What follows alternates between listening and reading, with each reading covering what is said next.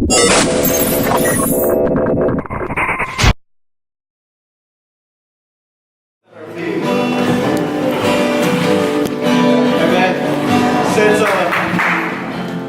Since Valentine's Day is just got over with. Some of us had good ones, some of us didn't really care for it. But in the Bible, what it says about love is that nothing can separate you from the love of God. Amen. Nothing you can do on this earth that you can do can separate you from the love of God. And it's easy to love somebody when they're doing stuff in your favor, when they're doing stuff for you, when they're loving you back, when they're putting effort in for you. But what God did was, He died for the people that backstabbed Him. Amen. He died for those people that were hitting Him with those nails on the wrist. He died for those people that was crying, that was shouting out for His blood to be dropped on the ground. And that's what really love is. Because God, there's nothing that you can do. So whenever you feel like that no one's on your side or that no one loves you, you gotta remember that God died on that cross for you. Amen.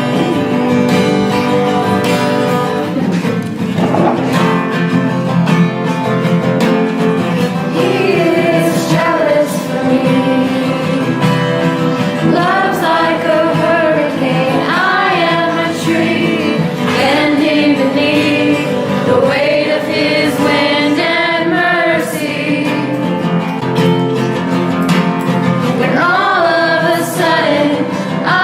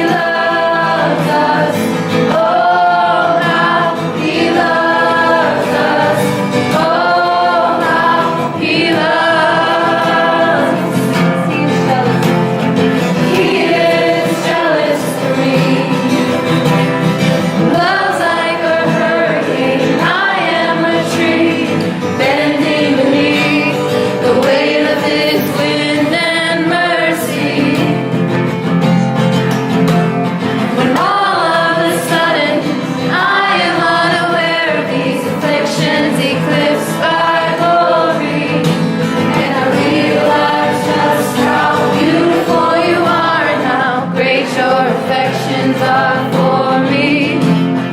Oh, how he loves us so. Oh, how he loves us. How he loves us so. And oh, how he loves us so. Oh, how he loves us. How he loves us so. Yes, he loves us. Oh, how he loves us. Oh, how he loves us. Oh, how he loves. He loves us. Oh, how he loves us. Oh, how he loves us. Oh, how he loves. And we are his portion, and he is our prize. Drawn to redemption by the grace in his eyes. And his grace is an ocean we're all sinking. And heaven meets earth like an unseen kiss. And my heart turns violently inside my chest. I don't have time to maintain these regrets when I think about the way that he loves us. Oh, how he loves us. Oh, how he loves us. Oh, how he loves. I just raise your hand, just sing it. Yes, he loves us. Oh, how he loves us. Oh, how he loves us. Oh, how he loves. Yes, he loves. Yes, he loves us. Oh, how he loves us. Oh, how he loves us. Oh, how he loves. Yes, he loves us. Oh, how he loves us. Oh, how he loves us. Oh, how he loves. Amen. If we can bow our heads. Heavenly Father, God, we come before you, Lord God. Humble to be in your presence, Lord God. And we want to thank you, Lord God, for loving us, Lord God. That we don't deserve it, Lord God. After all the time, Lord God, that we turned our backs on you, Lord God. You called out our name, Lord God. You called us friend, Lord God. And we want to thank you for being in this place, Lord God. And we want to give you praise and the glory, Lord God, in advance for what you're going to do in this place, Lord God, in this group of people, in the hearts of this group of people, Lord God. And we give you thanks, Lord God. And we ask for your presence to be here, Lord God. In your mighty name, Jesus. Amen. Hallelujah. Amen.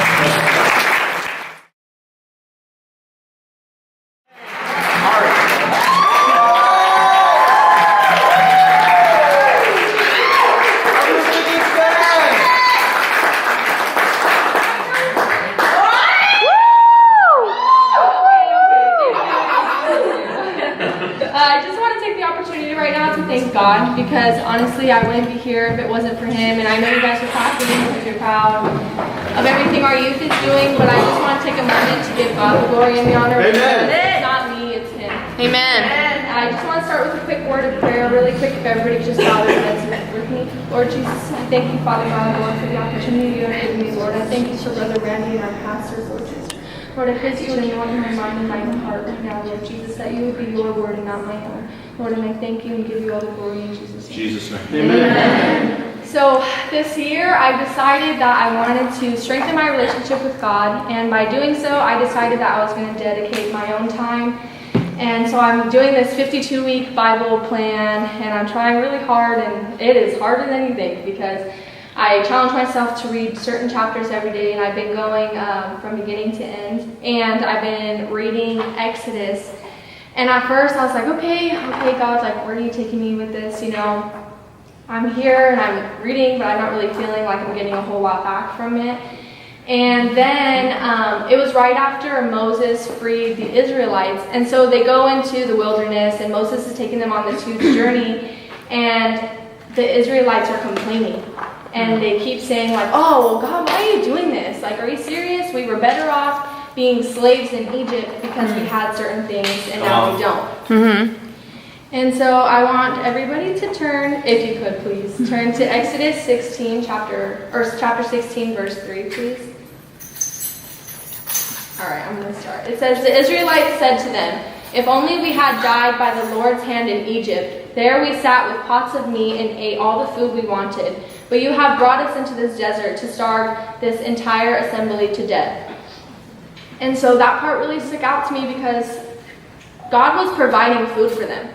God was providing bread. I mean, it had no yeast and there was certain regulations with it. But because they weren't eating the same meats and snacks and like hot Cheetos or whatever in Egypt, they were complaining about what God was doing because it wasn't what they were used to. And so oftentimes God will challenge us to get out of our comfort zones, but we doubt him just the same way that the Israelites did. Because the Israelites were people who were believers. And if that's not us, then we're doing the wrong thing. And so they doubted God and they doubted Moses because they were in fear of the discomfort. They weren't used to where they were. They weren't used to not having what they had. And oftentimes, God will take us through trials and tribulations and take things that we're used to having, and we get mad and we ask God, well, why are you doing this? I was better off in my sin. Amen. There was nothing wrong with what I was doing. I was happy. I had friends. I am now. Amen. I did everything I wanted to do, and now you're taking me somewhere and I don't get to do those things. And we sit here and we ask ourselves, well, why? Why? It's not fair. That's right. And so when I was reading it, when I first read it, I was like, geez, what the heck's wrong with them? Like, why would you sit here and question God? And then God kind of stopped me right in my tracks and he's like, are you kidding me? Like, you do that. And I had to stop and take it, like, whew, like God humbled me right then and there because I was sitting there and I was feeling all high and mighty. I was reading my Bible, I was doing this, and I was working for it. And God had to remind me that, how long ago were you in Egypt? Amen. How long ago were you just turning to those same sins? And you're going to sit here and act like you don't do the same thing? And so it was hard and it like threw me off real big. And I was like, oh geez, like God help me. And that's when I asked him, and I asked God, I'm like, can you please remind me that in my times where I'm in Egypt, can you show me the light of your path? Amen. When I feel like I'm out of Egypt, I'm gone, I've left, but Egypt's still in the back of my mind, and I'm thinking, oh, well, what if I just went to do this, or where if I just went to go do that, or would it be that big of an issue? And God's telling us today that it is that big of an issue. And it is serious, and yeah, you know, Egypt's always going to be in the back of your mind because that's what the enemy tries to do. Like, he's always going to be there and say, oh, look what you had, look what you didn't have. But you have to sit there and tell the devil, you know what, you're right, I don't have those things. I don't. And you know what, it's hard for me now, but it won't be forever. Right. Come on. Right. Like right now, yeah, I'm knocked down, but watch me get back up. And Right. God will always give you what you need in time. And the hardest part for the Israelites was to be patient. Yeah. And I just encourage everybody today that don't let whatever your Egypt is hold you back. And so Right. know to be Amen. patient with God. Good. I Amen. just want to thank you guys. Hey, my name's Randy Anaya. Along with my wife, we are the directors of Generation Now. Generation Now is a group of young adults that started out with just 7 members about a year and a half ago. We've expanded that to about 60 to 65 members. Last year alone, we baptized 17 young adults into Generation Now, and this year we're shooting for 33. We're already on our way there. We got 4 baptisms coming up next week. Great things are happening through this group and in this group. A lot of young people are coming to know Jesus Christ, which is the whole goal of the group. And we want to invite you to come out and join us as well. Come and get involved. Come and see what we're doing. God is doing amazing things, and we invite you to hang out with Generation Now. God bless you.